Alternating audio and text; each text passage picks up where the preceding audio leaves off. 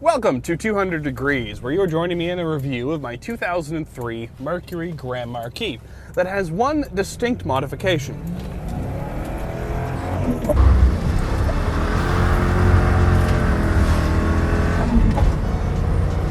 Yes, Grand Marquis has a clutch pedal.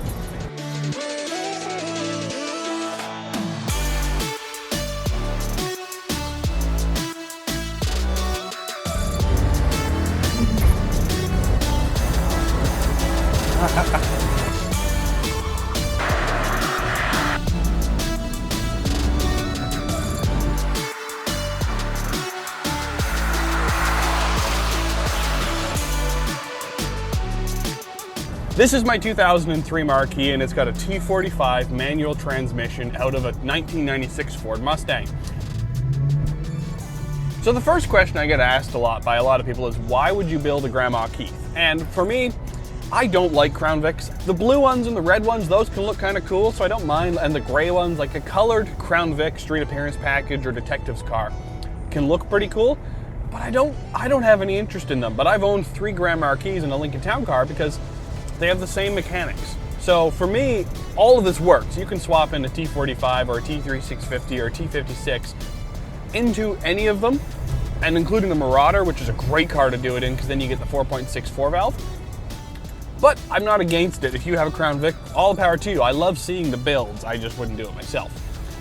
Handling is questionable. It still has all of the stock suspension. I don't have upgraded sway bars yet. Like, the car moves a lot, the back axle moves a lot. It's not the most precise vehicle I've ever driven. But it's a lot of fun. You get a lot of fun, and it's gonna get better. So, yeah, the seats aren't the most supportive things in the world. And I'm not even turning that fast. According to my speedometer, I'm doing 37, but that's because it doesn't work. I'm definitely making a couch go fast.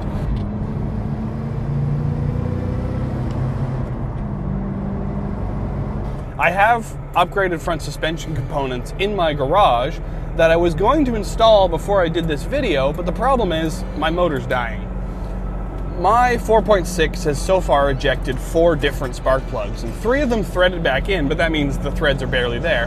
And the 4th one didn't, and I had to helicoil it, and that helicoil didn't set right. So now I'm on borrowed time because there's maybe 10, 15 foot-pounds of torque holding my spark plug in on the number 1 cylinder. So it's coming out at some point. So that's why we're doing this on my drive to work, because I don't know how long this motor is going to last for, and I'm not putting another 4.6 in this car. So that means when this one goes, and it's going to go, I'm going to park it for several months while I find a 5.4, reseal it, put the helicoils in all 8 cylinders so it doesn't pop its own spark plugs out, and then put it back together as a better vehicle. So this current configuration of car is going to be retired.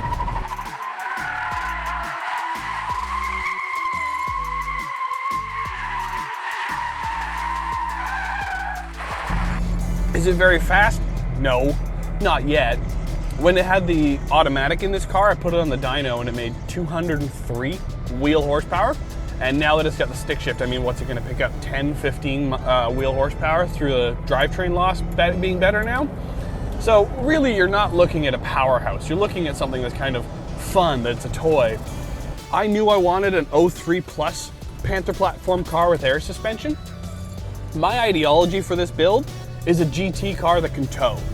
So I'm not done with the body. It's gonna look very, very different when I'm done with it. I'm gonna take a combination of many old Panther platforms and put them on top of this chassis.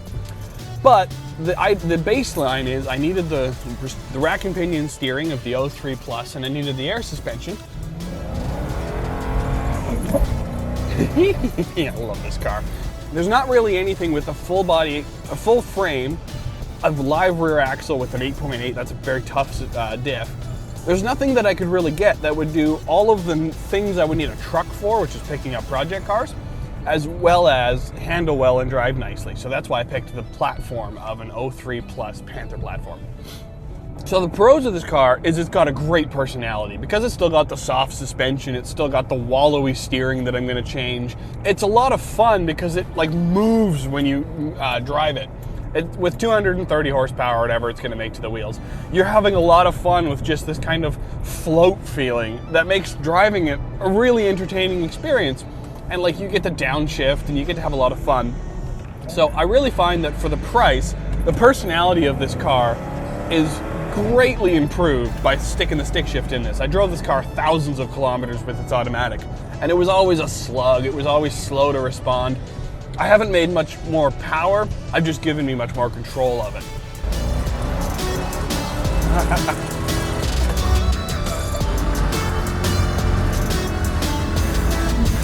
But it gets rowdy. One thing I want to quickly touch on.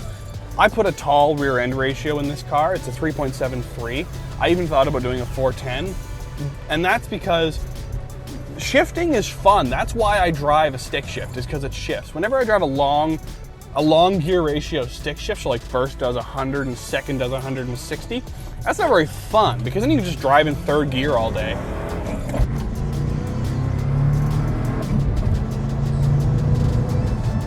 Whereas if you get to shift a lot, if you get to drive through the gears and really enjoy what you've built, especially if you put a nice short throw shifter on it, well, isn't that the point? Isn't that the reason you made it a stick shift in the first place? It doesn't really make the car much faster. It does in a little bit, but not in a huge way. It doesn't make this car a Lamborghini all of a sudden. It just makes the car a lot more punchy and responsive and bigger smile on your face. This is great for just putting a smile on your face. I don't think this is a particularly fast car. I won't ever try to say that it is, but I think it's a very entertaining car. I think you can have a lot of fun with this thing as it drives by just putting a stick shift in it. I'm just looking at it. For me, it's so far away from being done.